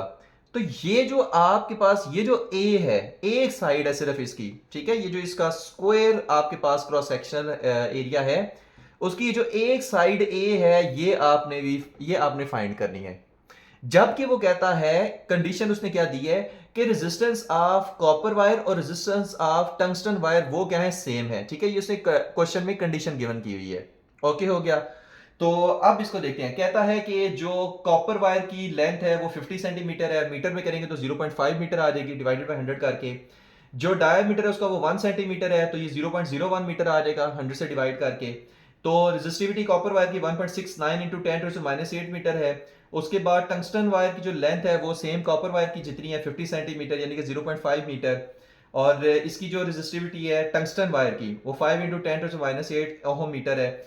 आपने कॉपर वायर की रेजिस्टेंस फाइंड करनी है, और आपने जो है वो जो टंगस्टन वायर है उसकी जो एक साइड की लेंथ है वो आपने फाइंड करनी है, यानी कि ए आपने फाइंड करना है, ओके हो गया, ये ए एक साइड की लेंथ। तो कैलकुलेशन में देखते हैं क्या है, और कंडीशन क्या है, R C is equal to R T, ठीक है, कि जो कॉपर वायर की रेजिस्टेंस है वो इक्वल है टंगस्टन वायर की रेजिस्टेंस के। तो सबसे पहले फाइंड करते हैं कॉपर वायर की रेजिस्टेंस, ओके हो गया। तो कॉपर वायर की रेजिस्टेंस फाइंड करने के लिए यहां पर देखिए हम क्या करेंगे, रेजिस्टेंस का फार्मूला हमने लिख लिया R is equal to rho L by A. अब मुझे बताएं कि क्या हमारे पास ए की वैल्यू है, नहीं है, तो यहां पर हम इस ए के साथ सबसे पहले ना कुछ करते हैं। तो आर सी यानी कॉपर वायर की रेजिस्टेंस, सी मतलब कॉपर वायर और टी मतलब टंगस्टन, और यहां पे ना रो सी आएगा कॉपर वायर की रेजिस्टिविटी, तो यहाँ पे आएगा रो सी और एल एल के सेम ही रहने दे, इसके साथ सी या टी लिखने की जरूरत नहीं है क्योंकि दोनों की लेंथ सेम है। डिवाइडेड बाय एरिया आपके पास क्या होता है, पाई आर स्क्वायर। एरिया आपके पास क्या होता है, पाई आर स्क्वायर। ठीक है। अच्छा अब क्या हमारे पास ये हमारे पास रेडियस है, नहीं है, लेकिन डायामीटर तो है। तो आप यहां पे लिखोगे रो सी एल डिवाइडेड बाय, अब जो आपके पास रेडियस होता है ना वो होता है डायामीटर का हाफ। रेडियस क्या होता है, डायमीटर का हाफ। तो यहां पे आपने पुट कर देना है d/2 का स्क्वायर, d/2 और उसका क्या कर देना है, स्क्वायर कर देना। r की जगह मैंने क्या लिख दिया, d/2, क्योंकि रेडियस डायमीटर का हाफ होता है। अब यहां पे क्या हो जाएगा, ये आपके पास आएगा R C is equal to rho C और l डिवाइडेड बाय पाई, और यहां पे आएगा D square divided bye 4।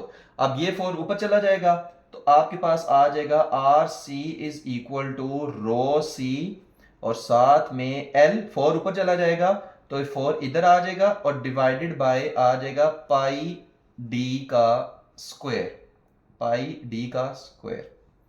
Hope so कि ये स्टेप सारे आपको समझ आ गए होंगे। अब कुछ भी नहीं करना, सिर्फ इसमें आपने क्या करनी है, वैल्यूज पुट करनी है। तो देखते हैं वैल्यूज पुट करके हमारे पास आंसर क्या आता है। तो वैल्यूज अब पुट करेंगे, यहीं पे पुट करते हैं इसको। R C is equal to rho C कितना है भाई, वो है 1.69, 1.69 into 10 to raise power -8। Okay हो गया। एल कितना है, 0.5 मीटर, तो यहां पे आप लिखोगे 0.5। ठीक है, साथ में 4 से मल्टीप्लाई और डिवाइडेड बाय पाई कितना है, 3.14। ओके हो गया। और डी कितना है भाई, डी कितना है, डी कितना है 0.01 मीटर, तो 0.01 मीटर का आपने कर देना है स्क्वायर। ओके हो गया। तो इसको अब हम सॉल्व करते हैं स्टेप बाय स्टेप। मैंने फिर से पहले आपको कहा था कि जो 10 की पावर है उसको सेपरेट सॉल्व करना है और दूसरे को सेपरेट सॉल्व करना है। अब वो चीज हम देखते हैं कि हम किस तरह से सॉल्व करेंगे। 0.5 है ना, इसको 10 की पावर बना के 5 इंटू 10 टू -1 कर लेते हैं। ठीक है, और यहां पे 0.01 का स्क्वायर भी पहले खोल लेते हैं, तो देखते हैं क्या आता है, उसके बाद इसको सॉल्व करते हैं। तो ये आएगा R C is equal to 1.69 into 10 to raise power -8, और यहां पे आएगा 4, और यहां पे आएगा 5 इंटू 10 टू रेज पावर -1। 0.5 को मैंने 5 इंटू 10 टू रेज -1 लिख लिया है। ठीक है। अच्छा अब यहां पे आएगा जी 3.14। अच्छा जो आपके पास 0.01 का स्क्वायर है वो आपके पास आता है 0.0001। 0.1 का स्क्वायर आपके पास क्या जाता है, 0.0001। अच्छा यहां पर ना मैं इसको डायरेक्ट थोड़ा सा करने वाला हूं। अगर मैं इसको इधर ट्रेवल कराऊं 1 2 3 4, ठीक है, तो ये आपके पास बन जाएगा 1 इंटू 10 टू -4। फिर से बता रहा हूं 0.01 का हमने स्क्वायर खोला है ना, ताकि हम इसको पहले इजी बना रहे हैं। 0.5 को 5 इंटू 10 टू -1 लिख दिया है, 0.01 के स्क्वायर को 0.0001 हमारे पास आ गया। अब मैं इसको भी साइंटिफिक नोटेशन में लिखने वाला हूं। तो 0.0001 अगर हम इसको साइंटिफिक नोटेशन में लिखें आता है 1 इंटू 10 टू -4। तो मैं इसको लिखने वाला हूं उस तरह से। तो ये डायरेक्ट इसको मैं कर रहा हूं 1 इंटू 10 टू -4। ओके हो गया। अब 10 की पावर्स को सेपरेट ले जाएं, बाकियों को सेपरेट ले आएं, कहानी खत्म। 5 4 क्या हो जाएगा, 20 हो जाएगा। तो ये आपके पास आएगा R C is equal to 1.69 into 10 to -8। ठीक है जी। और यहां पर 5 4 क्या आ जाएगा, 20 आ जाएगा, और डिवाइडेड बाय आपके पास आएगा 3.14 आ जाएगा। सही है। इसको मैं रेज कर रहा हूं क्योंकि इसकी अभी हमें ज़रूरत नहीं है। ठीक है, डस्टर या कपड़ा जो है वो मेरा वो दूर पड़ा हुआ है, लिहाजा मैं इसको हाथों से ही साफ करने की कोशिश करता हूँ। ठीक है, थोड़ा सा टाइम लगेगा, वो 5-10 सेकेंड, लेकिन थोड़ा सा बस बर्दाश्त करें, खैर कोई बात नहीं होती। ओके हो गया भाई, हो गया साहब। अच्छा अब देखते हैं इनटू जो 10 की पावर्स यहाँ पर हम लिखते हैं इनटू 10 की पावर्स। अच्छा, तो 10 की पावर कितनी आई है? 5 4 आर 20, ये हो गया 3.14 इधर हो गया। अब 10 की पावर ये लिखते हैं। तो भाई यहाँ पर मैंने क्यों 10 की पावर लिखी हुई है, यहाँ पे भी नहीं लिखनी, क्योंकि मैं 10 की पावर्स को ना ख़त्म कर रहा हूँ। सही है, 10 की पावर को क्या कर रहा हूँ, ख़त्म कर रहा हूँ, मतलब साइड पे लेके जा रहा हूँ, ख़त्म क्या कर रहा हूँ। तो 1.69 और यहाँ पर क्या आ जाएगा, 20 आ जाएगा। सही है, ये आ जाएगा। ओके, क्या 10 की पावर को सेपरेट लेंगे। एक ये 10⁻8 है, तो यहाँ पर आप लिख दें -8। एक 10⁻1 है, तो यहां पर आप लिख दें -1। ये 10⁻4 है, ऊपर जाके क्या हो जाएगा, +4, तो ये आपके पास आ जाएगा +4। ओके हो गया। होप सके स्टेप की समझ आ गई होगी। 1.69 को मल्टीप्लाई किया 5 4 20 से, और 3 डिवाइडेड बाय 3.14 कर दिया। जो 10 की पावर थी सेपरेट ले गया, 10⁻8 है, 10⁻1 है, 10⁻4 है, ऊपर जाके +4 हो जाएगा। तो -8 -1 और +4 हो गया। ओके हो गया। अच्छा, अब जब हम इसको सॉल्व करेंगे ना कि 1.69 इंटू 20 डिवाइडेड बाय 3.14, तो ये आपके पास आता है 10.76 आता है। ये आपके पास कितना आता है, 10.76 आता है। इनटू जब इसको सॉल्व करेंगे तो -8 -1 क्या होता है, -9, -9 +4 कितना होता है, -5, तो आपके पास आ जाएगा 10⁻⁻5। ओके हो गया। आपके पास क्या आ जाएगा, 10⁻⁻5। इसको ना मैं अप्रोक्सीमेटली लिख देता हूं, 8 लिख देता हूं, 10.76 है, इसको अप्रोक्सीमेटली 8 लिख देता हूं। तो इंटू 10⁻⁻5। सही है। तो पॉइंट अगर मैं एक इधर ट्रेवल कराऊं तो ये बन जाएगा 1.08 इंटू 10⁻1 बन जाएगा ना, 1.08 इंटू 10⁻1। तो 1 -5 कितना होता है, -4 होता है। तो आपके पास आ जाएगा 10⁻⁻4। ओके हो गया। तो ये आपके पास आ गई कॉपर की रेजिस्टेंस जो हम फाइंड करने की कोशिश कर रहे थे। ठीक है, मैं फिर से कह रहा हूं, ये सॉल्व सिर्फ आपके लिए किया जाता है, वरना सिर्फ ये लिख के ना तो नीचे बंदा आंसर लिख दे, लेकिन उसमें जाहिर सी बात है कंफ्यूजन होती है। स्टूडेंट कहते हैं सर ये कैसे हुआ है, शोर करते हैं फिर वो। ठीक है। अच्छा, अब नेक्स्ट हम सॉल्व करते हैं जो फाइंड करनी है। क्या फाइंड करनी है, क्या फाइंड करनी है, जो हमने एक साइड की लेंथ फाइंड करनी है, किसकी, टंगस्टन वायर की, जिसका जो क्रॉस सेक्शन एरिया वो स्क्वायर है। ओके हो गया। अच्छा, वो आप देखते हैं किस तरह से। टंगस्टन वायर के लिए उसको मैं फिर ब्लू से कर रहा हूं, यानी ये ए हम फाइंड करने के लिए। तो उसके लिए हम लिखेंगे RT टंगस्टन वायर और is equal to rho T resistivity tungsten wire की, एल लेंथ टंगस्टन वायर की, डिवाइडेड बाय एरिया होता है ना, तो यहां पर आप एरिया की जगह लिखेंगे ए स्क्वायर। क्योंकि देखिए अगर हमारे पास ना ये हमारे पास हो, ठीक है, इस तरह के ना उसका जो cross section area square type, तो ये लेंथ ए है, ये लेंथ ए है, तो इसका जो एरिया वो कितना होगा, वो ए स्क्वायर होगा। अब वो पाई आर स्क्वायर नहीं होगा क्योंकि वो सर्कल होता है। अब ये क्या होगा, ए स्क्वायर होगा। तो इस वजह से यहां पर फिर मैं क्या लिखूंगा, ए स्क्वायर लिख दूंगा। तो यहां पे आएगा रो टी और L divided by A square आ जाएगा। अच्छा, अब यहां पे देखिए R C is equal to R D, क्योंकि आर टी की वैल्यू मेरे पास नहीं है। जो आपके पास टंगस्टन वायर की रेजिस्टेंस है उसकी मेरे पास वैल्यू नहीं है, लेकिन इसीलिए उसने कंडीशन दिया है कि कॉपर वायर की रेजिस्टेंस और टंगस्टन वायर की रेजिस्टेंस दोनों इक्वल हैं। तो मैं आर टी की जगह ना यहां पर मैं क्या लिख रहा हूं, मैं आर सी लिख देता हूं। मैं इसको रेड से लिख रहा हूं ताकि डिफ्रेंसिएशन हो जाए। तो आर सी, तो R C is equal to rho T और L divided by A square. Hopes okay, इन स्टेप्स की समझ आ गई होगी आपको। ओके हो गया। तो अब हम ना इसको सॉल्व करते हैं। ठीक हो गया। फिर से बता रहा हूं, पहले ये करना है फिर ये करना है। अब आप इधर आ जाए। तो अब हम इसमें अगर वैल्यूज पुट करें तो देखते हैं हमारे पास क्या आंसर आता है।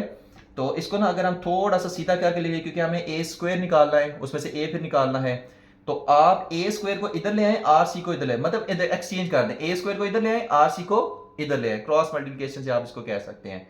तो आप इधर लिखेंगे A square is equal to rho T यानी टंगस्टन वायर की resistivity L divided by R C आपके पास आ जाएगा। ओके हो गया। अब हम इसमें ना वैल्यूज पुट करते हैं। तो जब वैल्यूज पुट करेंगे तो हमारे पास क्या आएगा, मैं इसको थोड़ा सा दिल नीचे पुट करूं, चलो यहीं पे पूरा आ ही जाएगा। तो is equal to rho T, वो आपके 5 इंटू 10⁻⁻8 ओम है, ये आपके पास लिखा हुआ है। ठीक है, तो 5 इंटू 10⁻⁻8 आ जाएगा। और यहां पर क्या आएगा, एल यहां पर कितना 50 सेंटीमीटर था ना, तो वो आपके पास 0.5 मीटर आएगा, तो 0.5 आ जाएगा। ओके हो गया। तो कॉपर वायर की रेजिस्टेंस देखते हैं, वो हमारे पास कितनी है। ये हमारे पास क्या है, R C is equal to 1.08 into 10⁻⁻4 ohm. तो यहां पर हम इसको लिखेंगे 1.08 इंटू 10⁻⁻⁴ आ जाएगा। ओके हो गया। और फिर से जो है जैसे हमने वो पिछले क्वेश्चन में काम किया था वो यहां पर भी करते हैं कि 0.5 को 5 इंटू 10⁻⁻1 लिख देते हैं, ताकि हमारे पास 10 की पावर जो है वो ज्यादा से ज्यादा आ सके, ताकि हम उनको आसानी से सेपरेट करके आंसर निकाल सके। तो 5 इंटू 10⁻⁻1 डिवाइडेड बाय 1.08 इंटू 10⁻⁻⁴ आ जाएगा। ओके हो गया। अच्छा अब देखें यहां से कहानी बड़ी आसान हो गई है। अब यहाँ पे ना ए स्क्वायर को भूलना नहीं है भाई, ये ए स्क्वायर साथ साथ आ रहा है। तो 5 5 क्या होता है 25 डिवाइडेड बाय ये क्या है 1.08। तो ये तो हमने वैल्यू सेपरेट कर ली। अब 10 की पावर सेपरेट करते हैं। ये 10⁻⁻8 था, तो 10⁻⁻8 ये क्या है -1, ये क्या है -4 है ना, ऊपर आके क्या हो जाएगा +4। ओके हो गया। तो होप सो कि ये सारी समझ आ रही होगी। इसको मैं थोड़ा सा ओके हो गया, आप सेट है। अच्छा 25 डिवाइडेड बाय 1.08 पहले आप करें।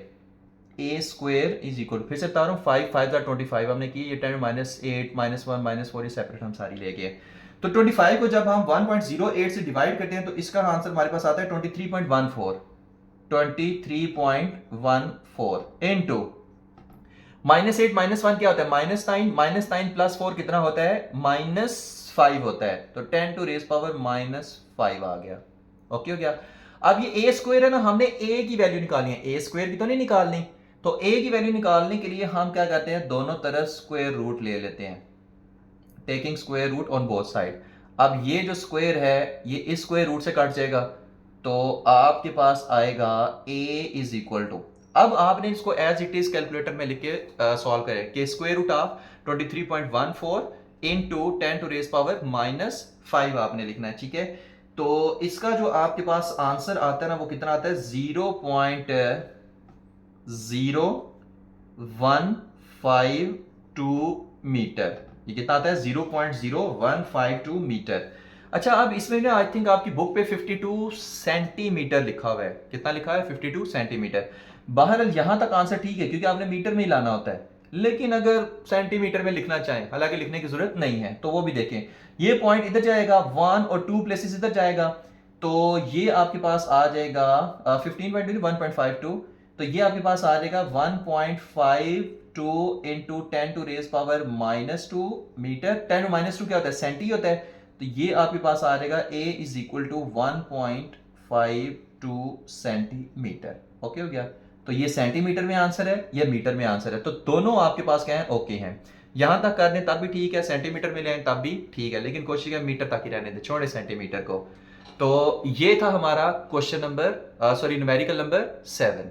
Next numerical number 8. The copper winding of an electric fan has a resistance of 50 ohm at 20 degree Celsius.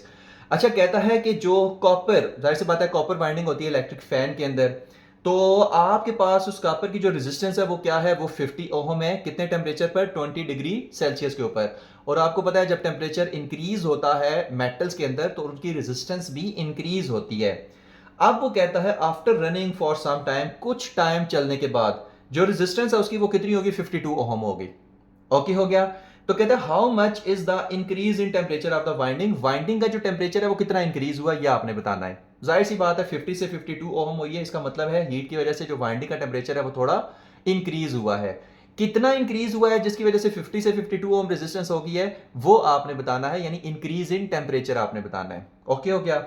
इसके लिए आपको अल्फा की वैल्यू दी हुई है, ठीक है, कोफिशिएंट ऑफ रेजिस्टेंस। तो अब जाहिर सी बात अगर अल्फा की वैल्यू दी हुई है तो हम resistivity and it's dependence upon temperature में एक फार्मूला पढ़ के आ चुके हैं, हम वही जाहिर सी बात लगाएंगे जिसमें अल्फा यूज हो रहा होगा।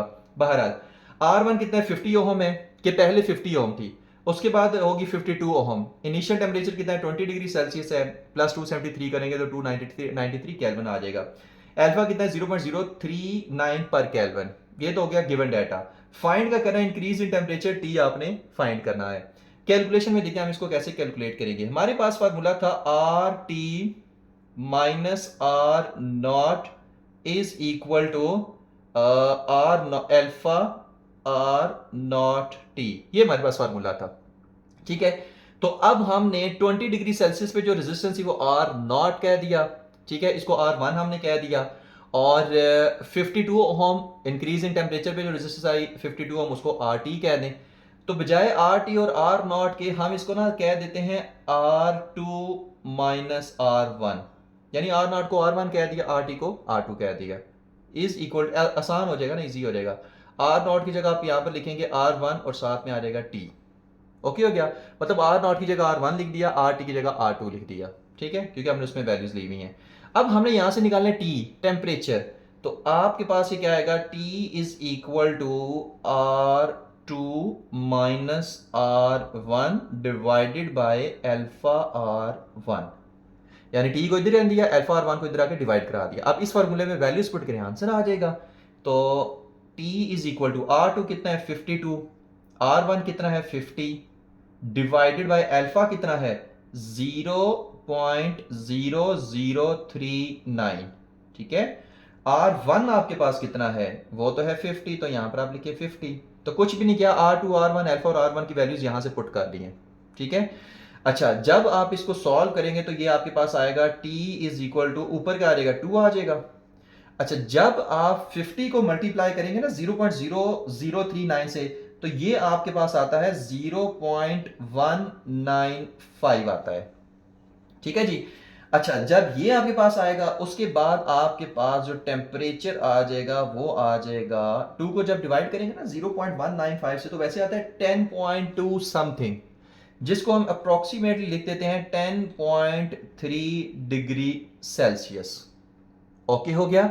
अच्छा, अब यहां पर ना कहीं वो बच्चों का क्वेश्चन होता है कि सर यहां पर जो टेम्परेचर है वो तो केल्विन में आना चाहिए, क्योंकि अल्फा पर केल्विन है, ऊपर आके केल्विन हो जाएगा, तो डिग्री सेल्सियस में क्यों है। अब याद रखें जो डिफरेंस होता है ना, अब ये टेम्परेचर वो नहीं है कि 10.3 डिग्री सेल्सियस में उसकी रेजिस्टेंस 52 ओम होगी, नहीं, ये वो टेम्परेचर नहीं है, ये इंक्रीज इन टेम्परेचर है। कि 20 है ना डिग्री सेल्सियस टेम्परेचर, मान लें अब ये 20 से 30.3 हो गया, तो रेजिस्टेंस 50 से 52 ओम हो जाएगी, तो ये इंक्रीज इन टेम्परेचर आया है कि इतना इंक्रीज टेम्परेचर करेंगे तो रेजिस्टेंस 2 ओम इंक्रीज हो जाएगी। ओके हो गया, यानी ये डिफरेंस आया टेम्परेचर का। कि जैसे फॉर एग्जांपल अगर हमारे पास पहले टेम्परेचर था 20, ठीक है, और 20 था, और फॉर 20 डिग्री सेल्सियस था, अब हो गया 30 डिग्री सेल्सियस, यानी इंक्रीज कितना हुआ 10 हुआ। तो अगर केल्विन में अगर आप देखें ना तो ये कितना होगा 273 प्लस 20, ये आपके पास केल्विन में होगा 293 केल्विन, ठीक है। और यहां पर 30 है ना, तो ये आपके पास हो जाएगा 303 केल्विन, मतलब प्लस 273 करना है ना। अच्छा, आप दोनों का ना डिफरेंस लें, यहां पर अगर आप डिफरेंस लेना तो आता है 30 degree Celsius minus 20 degree Celsius. यहां पे अगर आप डिफरेंस ले तो आएगा 303 केल्विन माइनस 293 केल्विन। अच्छा, अब यहां पे 30 माइनस 20 कितना आएगा 10 डिग्री सेल्सियस, और यहां पर 303 माइनस 293 केल्विन कितना आया, वो आपके पास आया 10 केल्विन। जब भी हम डिफरेंस लेते हैं ना, चाहे वो डिग्री सेल्सियस मिले चाहे केल्विन मिले, तो आंसर जो है ना वो हमारे हमेशा सेम आते हैं। तो इस वजह से यहां पर मैंने 10.3 इसको डिग्री सेल्सियस में मैंने लिख लिया, चाहे वो केल्विन वगैरह इस तरह में लिखने में मैंने इसको क्या कर दिया है, इसको डिग्री सेल्सियस में लिख दिया है। ठीक हो गया, कि इतना उसमें आपके पास इंक्रीमेंट आया है।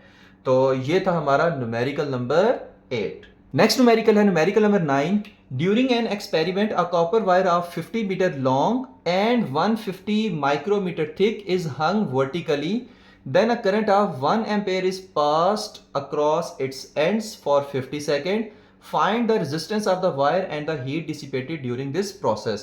कहता है कि फॉर एग्जाम्पल एक आपके पास कॉपर वायर है जिसको आपने वर्टिकली ना लटका दी है, ठीक है। अब इसमें से करंट आपने पास, और इसकी लेंथ कितनी है 50 मीटर है, इसमें से करंट आपने पास किया है 1 एम्पेयर, कितनी देर के लिए 50 सेकंड के लिए, ठीक है। तो बताओ इसकी जो फिर रेजिस्टेंस है वो कितनी होगी। सही है, 50 मीटर लॉन्ग कॉपर वायर में से जिसकी थिकनेस आपके पास कितनी है, d is equal to 150 micrometre है, और उसमें से 1 एम्पीयर करंट आपने पास किया 50 सेकंड के अंदर, ठीक है, 50 सेकंड तक। तो रेजिस्टेंस ऑफ कॉपर वायर आपने बतानी है कितनी है, और हीट डिसिपेटेड कितनी हुई है वो भी आपने बताना है। तो गिवन डाटा में क्या है, L is equal to 50 metre है, D 150 माइक्रोमीटर है, डायमीटर यानी, और माइक्रो कितना होता है 10 टू रेज पावर -6, तो 150 into 10 to raise power -6 metre आ जाएगा, ठीक है। माइक्रो की जगह 10 टू रेज पावर -6 लिख दिया। करंट कितना है 1 एम्पीयर, टाइम कितना लगा 50 सेकंड, रेजिस्टिविटी कितनी है 1.69 into 10 to raise power -8 ohm metre आ गई है, सही है।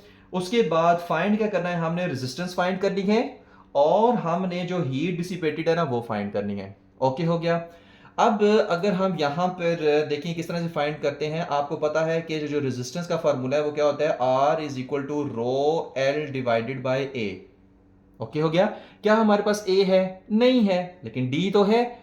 तो हम वही काम करेंगे इसके साथ जो हमने पिछली न्यूमेरिकल में किया था, rho L divided by A की जगह आप लिखोगे pi r square, cross sectional area, ठीक है, सर्कल फॉर्म में होता है ना, तो पाई आर स्क्वायर। तो R is equal to rho L over pi. R क्या होता है? आर हो हमारे पास होता है डायमीटर का हाफ, डी बाई टू। तो आप यहां पे लिखोगे डी बाई टू लिखेंगे ना, उसका स्क्वायर करेंगे तो आ जाएगा डी स्क्वायर बाय फोर। अब फोर ऊपर चला जाएगा तो R is equal to rho four L divided by pi D का स्क्वायर। ओके हो गया। अब कुछ भी नहीं करना, सिंपल इसमें वैल्यूज पुट करनी है और हमारा आंसर आ जाएगा। सही है। उसके बाद हम एच का बाद में देखते हैं। तो ये हमारे पास आएगा आर इज इक्वल टू रो, आपके पास कितना है भाई? वो है आपके पास 1.69 इंटू 10 टू रेस पावर -8 है। सही है। और ब्रैकेट भी चलो यहां पर लगा देते हैं। और 4, और लेंथ कितनी है? 50 है। अब देखिए मीटर है तो इसको मैंने चेंज नहीं किया क्योंकि मीटर उसकी ऐसा यूनिट है। पाई कितना है? 3.14 है। और डी कितना है? डी है आपके पास जी 150 इंटू 10 टू रेस पावर -6 है। ओके हो गया। तो ये और इसका स्क्वायर है, याद रखना है। सही है। अच्छा, अब जब हम इसको सॉल्व करेंगे ना तो फिर से इसको पार्ट्स में सॉल्व करना है। मैं कई दफ़ा बता चुका हूँ, इससे आंसर गलत नहीं आता। तो ये आपके पास आ जाएगा R is equal to 1.69 into 10 to raise power -8। 50 को 4 से मल्टीप्लाई करेंगे ना तो ये आ जाएगा 200 डिवाइडेड बाय, यहां पे आ जाएगा 3.14। और अगर यहां पे देखिए 150 टू 10 टू रेस -6 का स्क्वायर है, तो अब 150 का स्क्वायर क्या होगा? सबसे पहले आपने ये निकालना है 150 का स्क्वायर। अब 150 का जो स्क्वायर हमारे पास आता है ना वो आता है 22500। ओके हो गया। इनटू 10 टू रेस पावर -6 है ना, तो 6 टू क्या होता है? 12 होता है। ऊपर स्क्वायर है ना, तो 6 टू 12। तो 6 टू 12 होगा तो ये आपके पास आ जाएगा 10 to raise power -12। 10 to raise power -12 आपके पास आ जाएगा। ओके हो गया। तो होप्स ओके ये स्टेप आपको समझ आ गया। मैंने इसको ना इजी कर दिया ना, स्क्वायर को पहले खोल दिया है, 50 को 4 से मल्टीप्लाई कर दिया, अब इसको सॉल्व करना आसान हो जाएगा। ठीक है। अच्छा, वो आसान अब कैसे होगा वो चीज़ देखते हैं। तो यहां पर आप लिखोगे 1.69, ठीक है, मल्टीप्लाई बाय 200। फिर से वही काम, 10 की पावर को सेपरेट बाई ले जाओ, और 3.14 मल्टीप्लाई बाय 22500 इनटू, ये 10 की पावर थी तो आप 10 टू -8 लिख दो। सही है। और भाई 10 की पावर कौन कौन सी थी? 20 हमने लिख दिया, 3.14 भी लिख दिया, और -12 है, ऊपर आके क्या हो जाएगा? +12 हो जाएगा। ठीक है। तो ऊपर आ गया -8 +12। सही है। अच्छा, अब 1.69 इंटू 200 जब हम करते हैं ना तो ये आपके पास आता है 338। ओके हो गया। और 3.14 को जब 22500 से मल्टीप्लाई करते हैं तो ये आपके पास आता है 70650 इनटू 10 टू -8 +12 क्या होगा? 10 टू रेस पावर +4 हो जाएगा ये। ओके हो गया। अच्छा, अब इसको जब सॉल्व करेंगे 338 डिवाइडेड बाई 70650, तो ये आपके पास आता है 0.00478 into 10 to raise power 4। Okay हो गया। जब आप पॉइंट को इधर ट्रेवल कराओगे 1 2 3 कितना, और यहां पे 47 तक था, ठीक है, ताकि ये 10 की पावर खत्म हो जाए। तो ये आपके पास आएगा 47.8 इंटू 10 टू रेस पावर -4, और ये इंटू 10 टू रेस पावर 4 इसी तरह। ये तो इसी तरह रहा ना, और ये इधर पॉइंट इधर ट्रेवल कराने की वजह से इसका जो है -4 अलग आ गया। अब ये 10 टू +4 -4 से कट जाएगा, तो आंसर आपका आएगा 47.8। और ये हमारे पास क्या थी? रेजिस्टेंस थी। तो रेजिस्टेंस आपके पास आ गई 47.8 ओहम आ गई। ओके हो गया।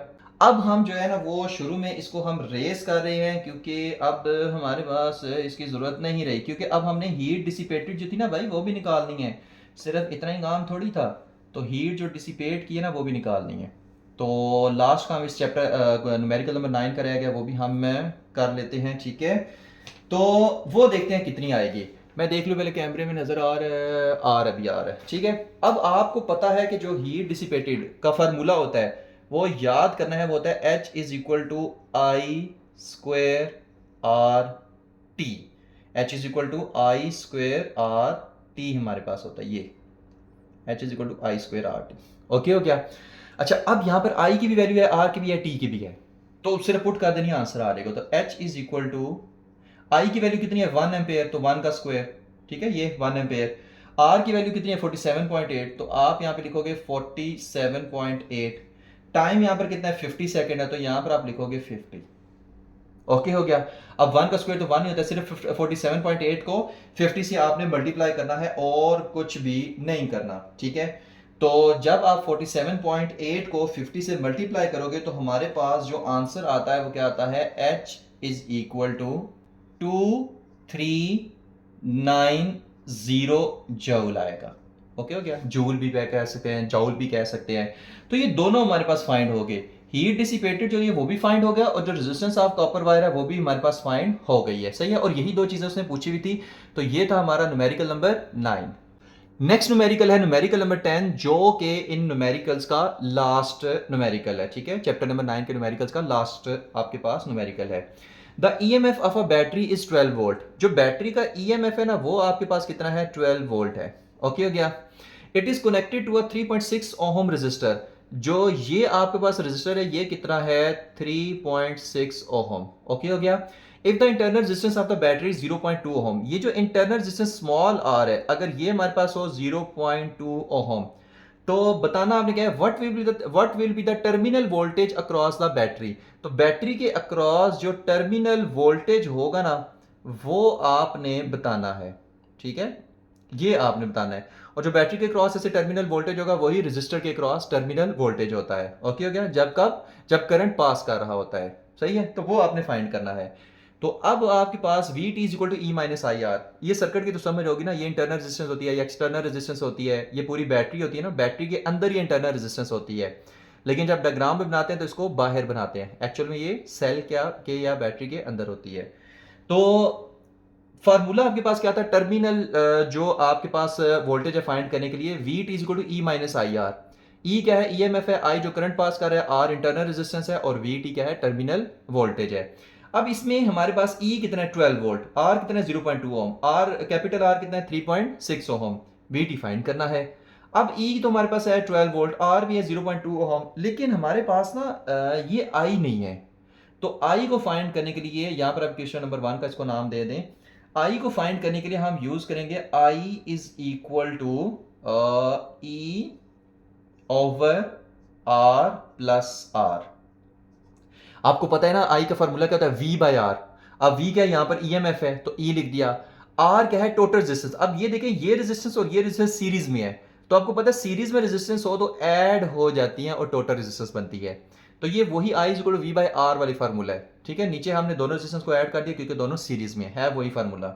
तो अब ये आपके पास कितना आएगा, ये आपके पास आएगा ई कितना है 12 है, डिवाइडेड बाय आर कितना है 3.6 प्लस 0.2, ठीक है।